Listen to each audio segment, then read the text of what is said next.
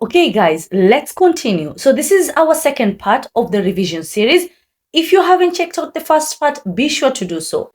Now, in this video, we are going to discuss questions from the second chapter of Form 1 Chemistry, and that is simple classification of substances. So we're going to have questions on separation of mixtures. As you can clearly see, there are a lot that I've prepared for you.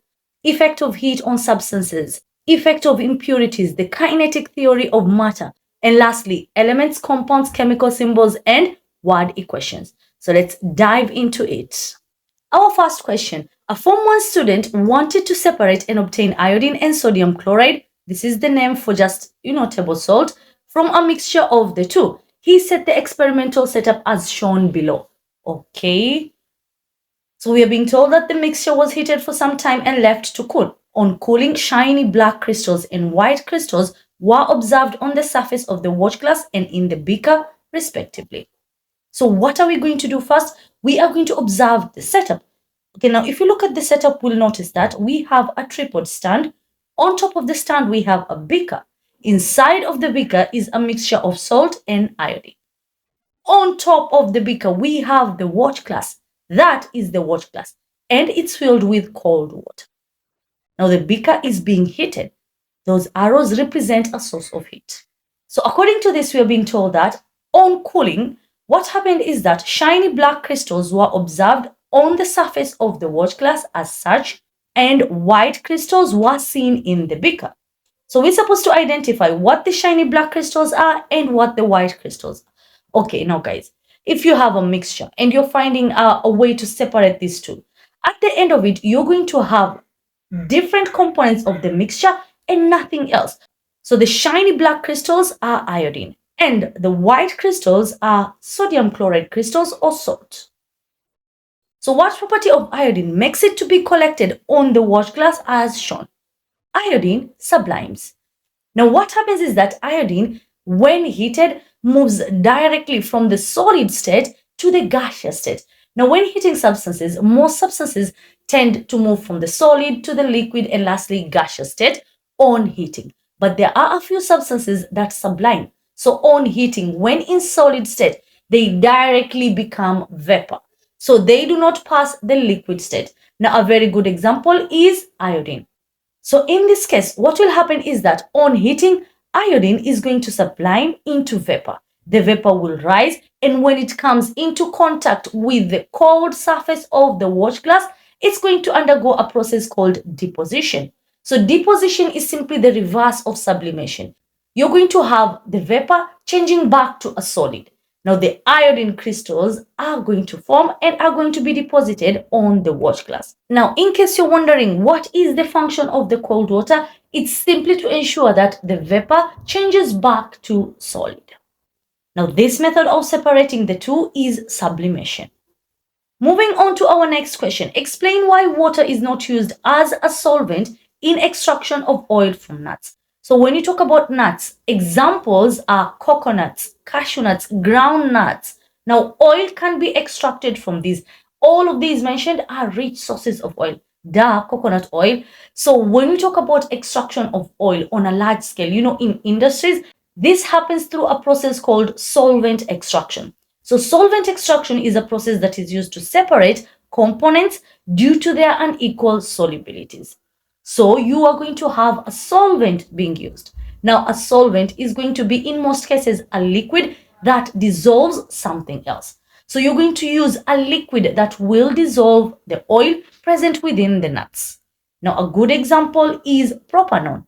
Propanone is also known as acetone. Now, the reason why water is not used is because even though water may dissolve a lot of other substances, it does not dissolve oil, and therefore it cannot be used. Moving on to the next question. The diagram below represents a paper chromatogram for 3 brands of juices suspected to contain banned food colorings. The results showed the presence of banned food colorings in L and M only.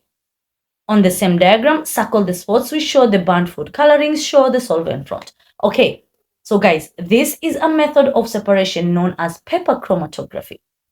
Now, what is paper chromatography? This is a separation technique that is used to separate colored components in a mixture. So if you have a mixture and it contains components that have different colors, then you can separate them using paper chromatography. So how does it work? First things first, you're going to have your mixture, the one that has components which you would like to separate. Then you're going to take a sheet of filter paper. And I mean, yes, the filter papers that we use in the lab, that can actually be used. So you're going to take one of those, take a few drops of the mixture, place it at one end of the paper. Now this spot is going to be your baseline, your starting point. Now, once you've done that, you're going to take the filter paper, dip it into a solvent. Now, you're going to choose a solvent that is going to dissolve the components. So, in most cases, propanol is used. Why is it used? Because it can actually dissolve quite a lot of substances. So, once you dip it into the solvent, you're going to allow the solvent to travel up the filter paper up to the farthest distance. Now, once it has ascended to the top of the filter paper, you're going to remove it from the solvent. This point is going to be known as the solvent front. So the solvent front is simply the farthest distance that was reached by the solvent in the paper chromatograph. So our solvent front is going to be somewhere over here. Now the cool thing is that, didn't we say that this was a mixture that contained different colored components? So what happened is that when the solvent moves across the filter paper, it actually moves with the components. Now, will the components move at the same distance? Of course not. As you can clearly see, they move at different distances. And this is determined by several factors. So factor number one, by their solubility in the solvent. Number two, adsorption. And lastly, density. Okay, let me explain. When it comes to solubility, the component, this is a mixture, so it has several components. The component that is most soluble in the solvent is the one that will travel the farthest distance. So the one that is going to be closer to the solvent front is the one that is most soluble in the solvent. So in this case, in propanol. Now, moving on to the second factor that determines how far a particle moves in chromatography, that is adsorption. Now, when you talk about adsorption, this refers to the stickiness of the particle, okay? Now, guys, I want you to look at this. So this is a filter paper, and a filter paper is made up of fibers, mostly cellulose. So what will happen is that as the particles of the components are moving across the filter paper, they're going to interact with the fibers. So the more they interact with the fibers, the slower they move. So if you have particles that interact very little with the fibers, they are going to reach the farthest. Those that interact more are going to travel slow. And lastly, density. If you have particles that are less dense, they are going to move further. Okay, I believe that is enough of a recap. Let's go to the question. On the diagram, circle the spots which show the burned food colorings. So coming back to the question, we are being told that the results showed the presence of burnt food colorings in L and M only. Okay, so let's look at K. K is a pure substance. And how do we know that it's a pure substance? It only has one component, as you can clearly see. But the component that is present in K is also present in L and M. Now, this cannot be it, because apparently from the information we've been given, K does not contain any burnt food coloring. So whatever is in L and M should not be present in K. And that is that. So those are the burnt food colorings. Okay, moving on to another question. Now this question is also on chromatography. Substance A is highly soluble in propanol, while B has a low solubility in propanol.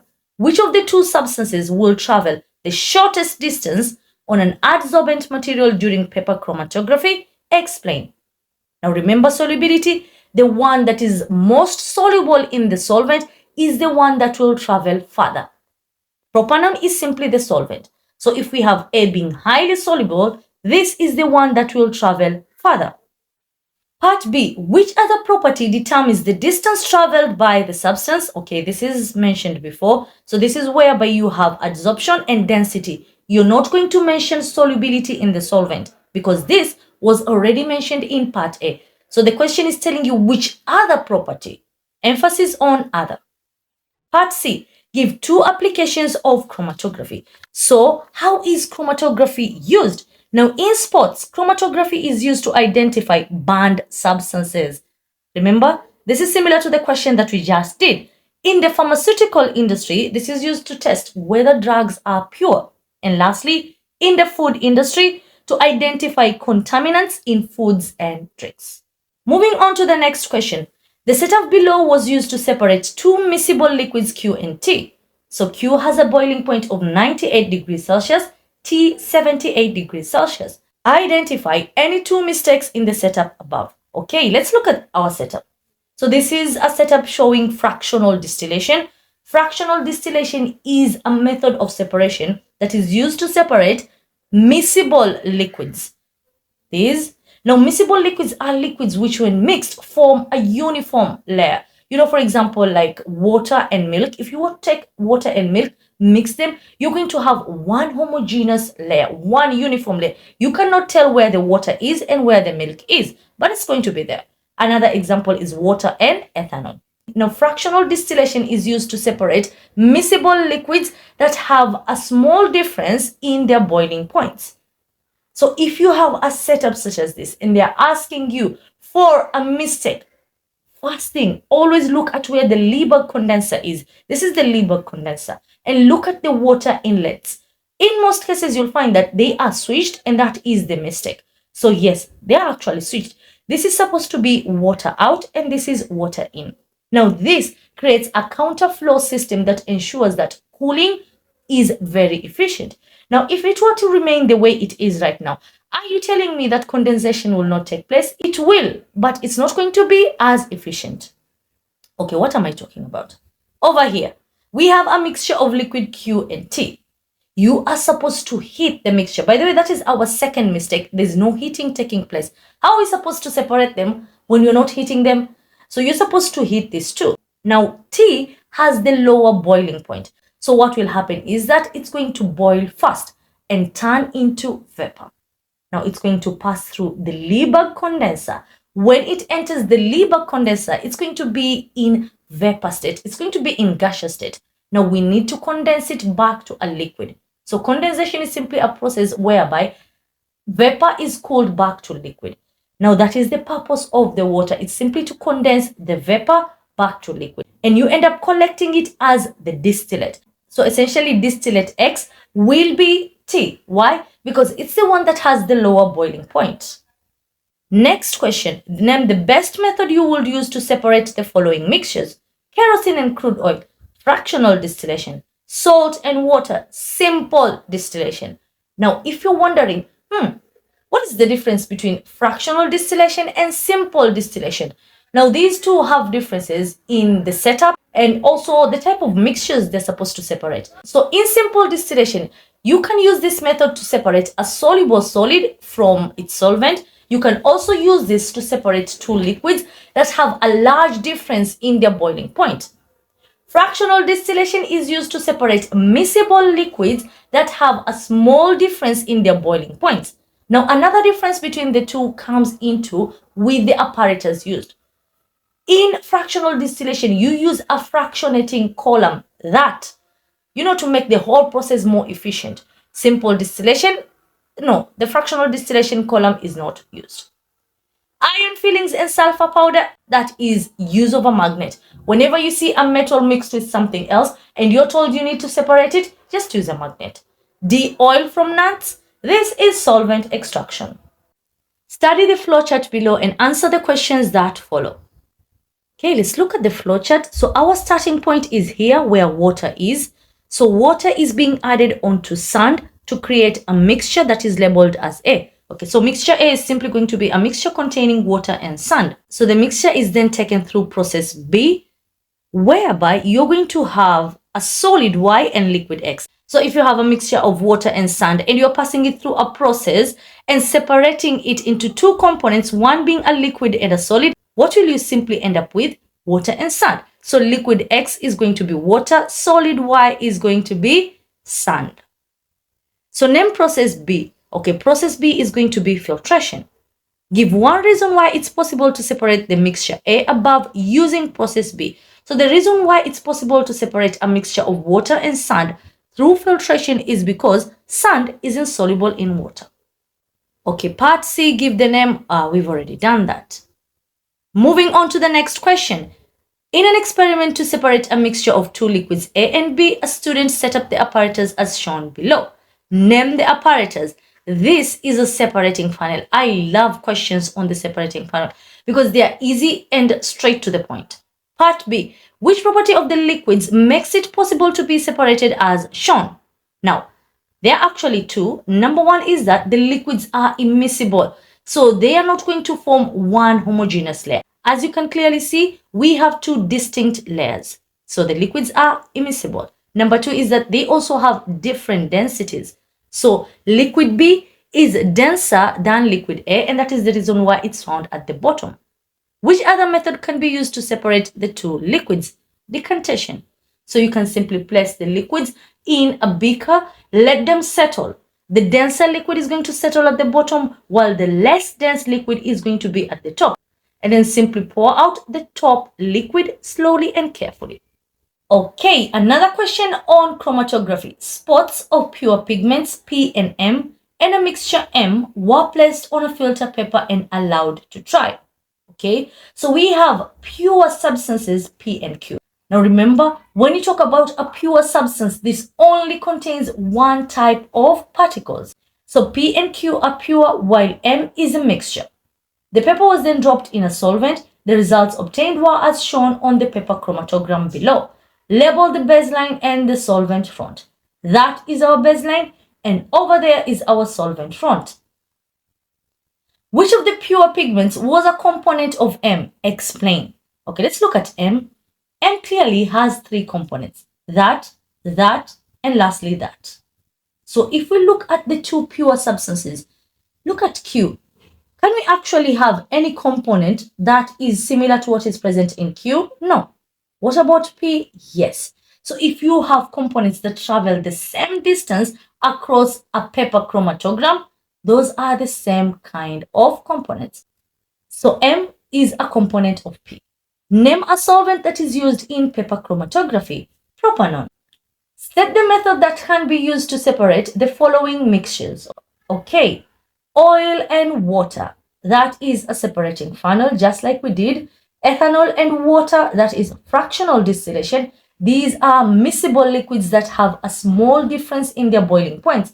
Lastly, xanthophyll and chlorophyll. Okay, this is going to be chromatography. Now, why am I talking about chromatography? So the colored matter in leaves contains two pigments, a green color that is due to chlorophyll and a yellow color that is due to another pigment called xanthophyll. I know we tend to focus a lot on chlorophyll, but xanthophyll is also present.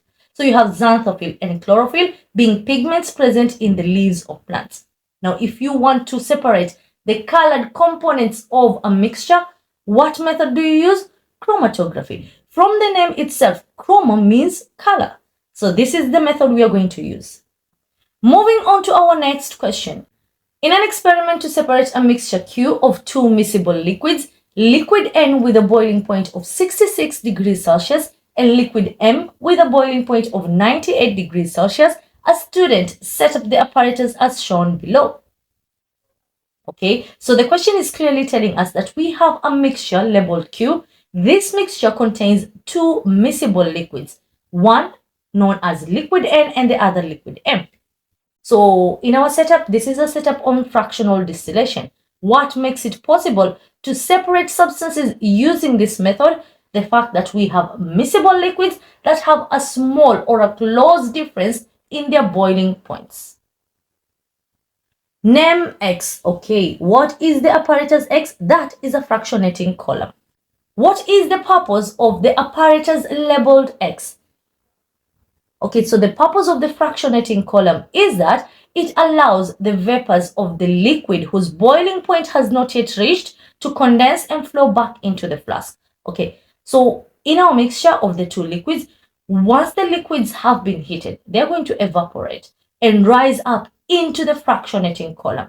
Now, in the fractionating column, what will happen is that liquid N that has a boiling point of 66 degrees Celsius will then rise into the Liebig condenser and condensed into a liquid and collected as the distillate. Liquid M, which has the higher boiling point, is going to be condensed in the fractionating column so that it can then flow back into the flask. Now, this allows the separation of the two liquids. Thermometer.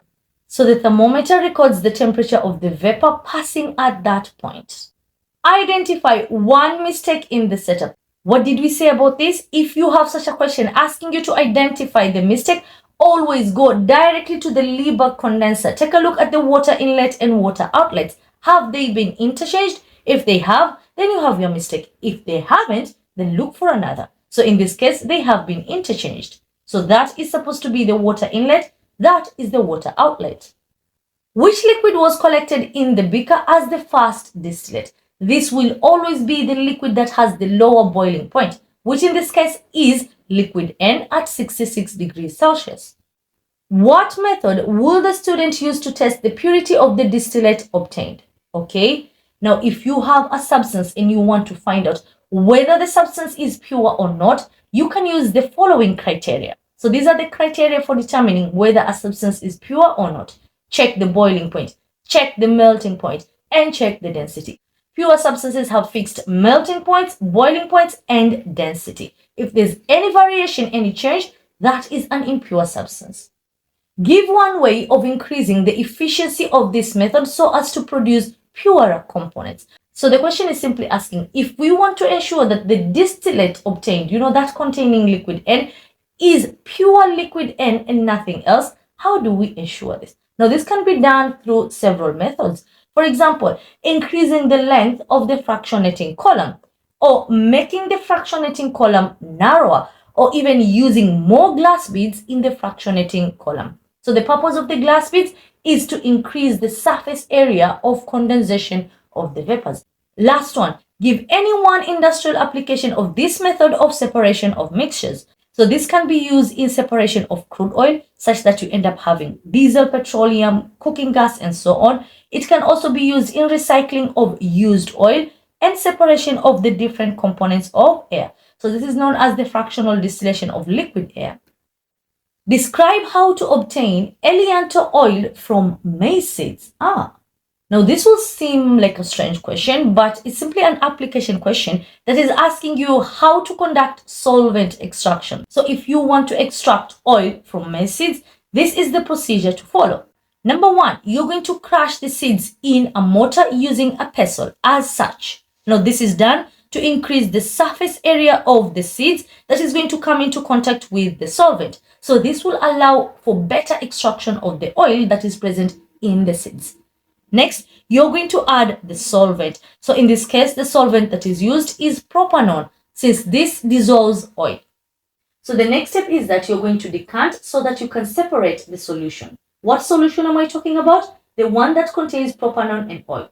Now you're going to place it in the sun so that the propanol can evaporate. Now, propanol is used not only because it dissolves the oil, but also because it's highly volatile. So this means that it can be easily removed from the solution by evaporation. Placing the solution in the sun would cause the propanol to evaporate. And what would you be left with? The oil that you want. On to our next question. The table below shows the solubility of three solids, P, Q, and R. So describe how you would obtain pure samples of P, Q, and R. So if you look at P is soluble in both cold and hot water. Q is insoluble in both cold and hot water.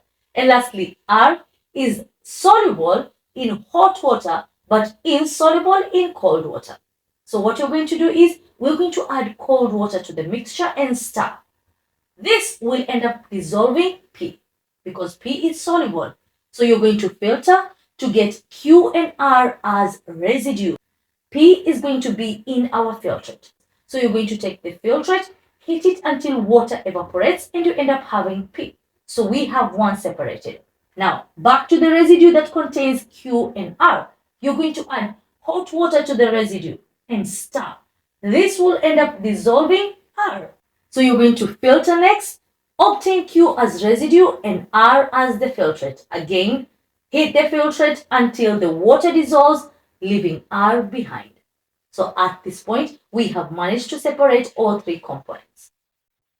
Set the best method to separate the following mixtures: components of crude oil, fractional distillation, oil from sunflower seeds, solvent extraction, colored pigments from grass, chromatography. Nawaambia tukimaliza hii, if you still don't know how to answer questions from this chapter, I don't know what to do. So the apparatus below was used to separate a mixture of liquid A and B. We are back to the separating funnel. Name the method of separation shown. Use of a separating funnel. Give the possible identities of liquids A and B. So the question is simply asking, if you had a mixture of immiscible liquids that could be separated using a separating funnel, what could it be? So a very good example is oil and water. So A is going to be the oil and B water. State one property of the liquids that makes it possible to separate them using such apparatus. So what did we say? We have two actually. They have a difference in density, and number two, they are immiscible. And we are done with separation of mixtures. Moving on to effects of heat on substances. Name the process represented by the letters shown below. Okay, so we have the three states of matter: gas, solid, and liquid. Now, what is U? U over there, we are having a solid changing to a gas. That is sublimation. Remember iodine? Yes. What about R? Gas back to solid. They are not passing the liquid state. That is deposition.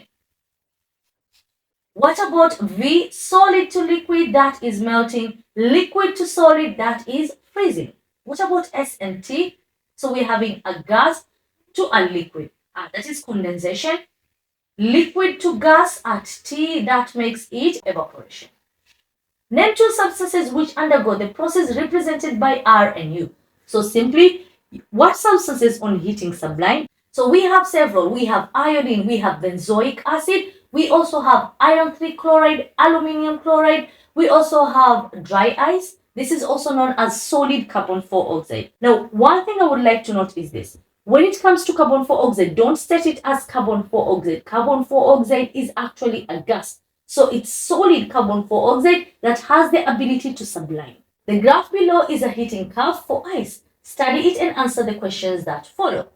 Explain why there's no change in temperature in section N and P. Okay, first of all, what is a heating curve? Now, a heating curve is simply a sketch of the graph of temperature against time obtained when a substance is heated. So, for example, over here, we have a heating curve that shows us a substance being heated from the solid state to the gaseous state. So, this is being plotted on the graph below. Now, when you are heating this substance, you want it to change from one state to another. So if you look at the solid state, in the solid state, you're going to have particles that have very strong forces of attraction and they're very close to one another. If you want these particles to move apart from one another, therefore moving from the solid state to the liquid state, you need to supply the heat. So the heat that will be supplied is going to cause the forces of attraction to weaken, allowing the change of state. Same goes for the gas state. If you want a substance to change from a liquid state to a gaseous state, you need to supply heat. Why? To weaken the forces of attraction so that the substance can then move from the liquid state to the gaseous state. And that is the reason why we are having heating being involved. So the question is asking us, explain why there is no change in temperature in section N and P. Now, if you look at N and P, yes, we can clearly see that temperature is not increasing. It's remaining at 0 degrees Celsius. Now, why is this happening when heating is still taking place? The reason is because the heat that is being supplied is used to weaken the forces of attraction holding the particles of the solid together. So once this is done, the particles will move apart. And at this point is whereby you're going to have temperature now increasing. So between N and P, temperature remains constant. At point P, the particles have now moved apart and you're going to have a change of state. So at this point, the substance is no longer in solid state, but is now a liquid. So it's going to keep on increasing up to reaching Q. At Q, what will happen is that the substance now is going to undergo another change of state from liquid to gas. So whenever you have a heating curve and you see a point whereby the temperature is constant, know that there is a change of state, whether solid to liquid, liquid to gas. So between Q to R, we are having the substance changing from a liquid to a gas. Okay, part B. In what state is the water in the region? Okay, what water? Oh, sorry. They had specified that this is ice. Okay.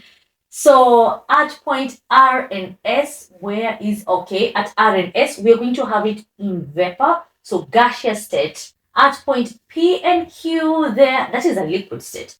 On the same axis, sketch a graph that will be obtained if some salt was added to the ice before heating began. Now, when you talk about addition of salt, salt is going to act as an impurity. Now, water is a pure substance. It only contains molecules of one kind, and that is the water molecules. If we introduce salt, the salt is going to act as an impurity. Essentially, we're not going to have water only. We're going to have salt and water particles now. Now, what effects do impurities have on pure substances? They, number one, lower their melting point, and number two, they increase their boiling point. So the question is simply asking us about the effect on the melting and boiling point. But you're not supposed to state this in words. We're supposed to illustrate it on the curve. So what will happen is that, number one, the melting point is going to be lower than 0. There we have it.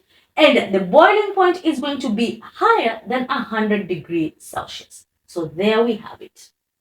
Next one, the scheme below shows the behavior of solid W when heated. Name the process A. Where is A? So solid to liquid, melting. B, okay, liquid to solid, that is freezing. C, gas to liquid, that is condensation. And lastly, D, we are having a gas straight to solid, that is deposition. Next question. The curve below represents the variation of temperature with time when pure and impure samples of solid were heated separately. Which curve shows the variation of temperature for the pure solids?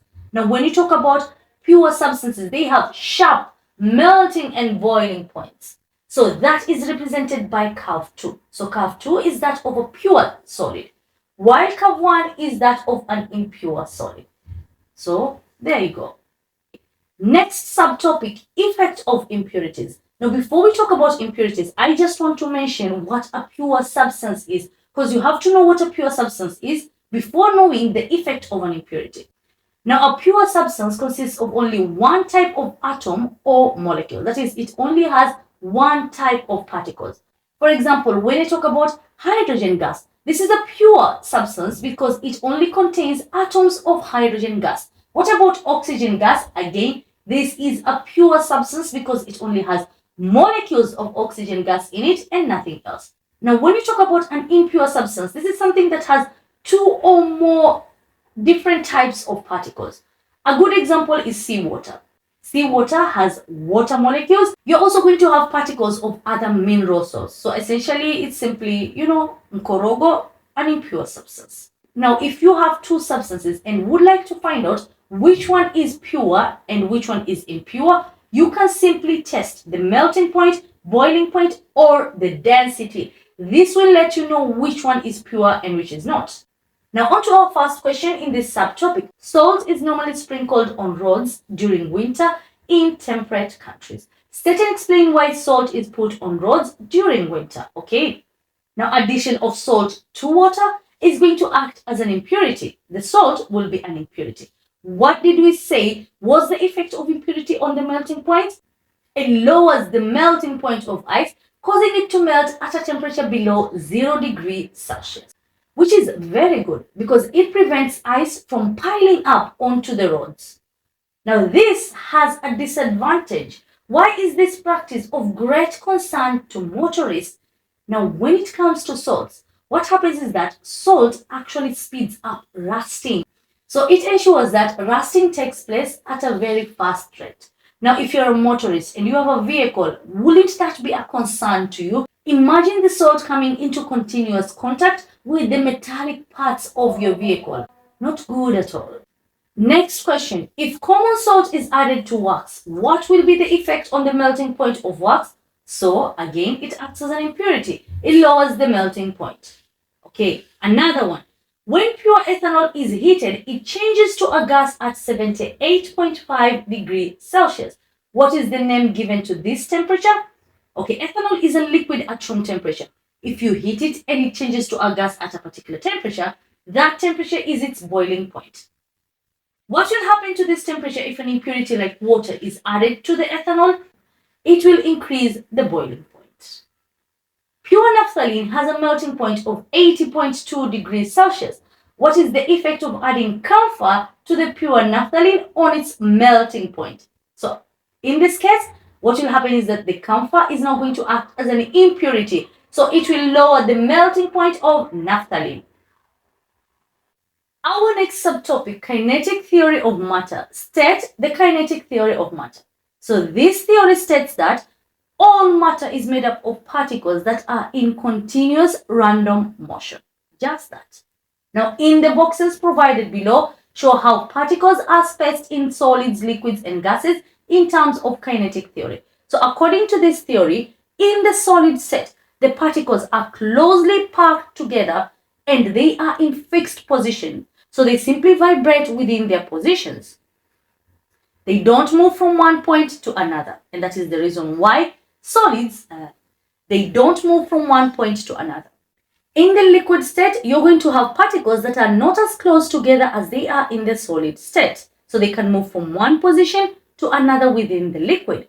And that is the reason why liquids flow.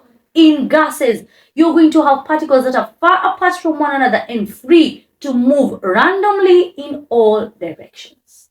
Next, temporary and permanent changes. Give 4 differences between temporary physical changes and permanent changes.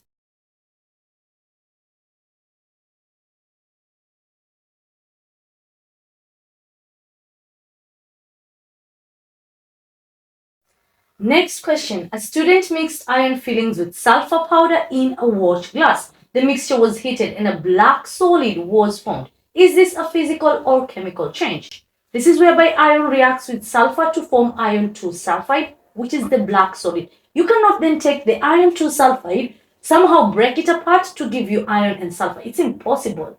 So when you have a process and you want to find out, is this a chemical change and or is this a physical change? Just ask yourself these 2 questions. Was a new substance formed? Is this reversible? And you have your answer. Give the chemical name of the substance formed after heating of sulfur and iron together. Moving on to our last subtopic. This is my favorite. Define the following terms: atom, element, and molecule. So an atom is the smallest particle of an element which can take part in a chemical reaction. An element, a pure substance which cannot be split into simpler substance by any chemical means. So for example, hydrogen, that is a pure substance. That is an element. Oxygen, nitrogen, fluorine, chlorine, okay, all of those. So you cannot take, for example, hydrogen, break it down to any simpler like bro. It's already simple. There's nothing else you can do with it. Molecule, smallest particle of an element or compound that can exist separately. Complete the table below. Okay, so what is the Latin name of potassium? Kalium. What is the element whose Latin name is natrium? Sodium. Okay, what is the chemical symbol of silver? Ag. What is the element whose Latin name is aurum? Gold. Name the elements present in each of the following compounds. Magnesium sulfate. Now, if you have a compound and it has 2 names and the second name ends with a suffix ate, that means oxygen is present. So we're going to have magnesium, sulfur, and oxygen being present. Actually, if you even have something that ends with ite, oxygen is also going to be present. Let me give an example. If you have potassium nitrate and potassium nitrite, both of these are going to contain potassium, nitrogen, and oxygen gas. The only difference is that there's going to be more oxygen atoms in potassium nitrate than potassium nitrate. Iron 2 sulfide, if the name ends with IDE, you only have 2 elements, iron and sulfur. Give the symbols of the following elements, and those are the symbols. Name the elements present in the following compounds: zinc sulfide, zinc and sulfur, sodium oxide, sodium and oxygen. Write simple word equations for the following reaction. Now, in a word equation, this is simply a representation of the reaction taking place. So on the left side of the equation, you're going to have the reactants, the ones that will react together. And on the right side of the equation, the products, the ones that are formed. So magnesium plus oxygen, drop an arrow over there, magnesium oxide. Sodium plus sulfur, forming sodium sulfide. Copper and chlorine, copper chloride. Our last question. Give the chemical symbols for the following elements. And those are the symbols.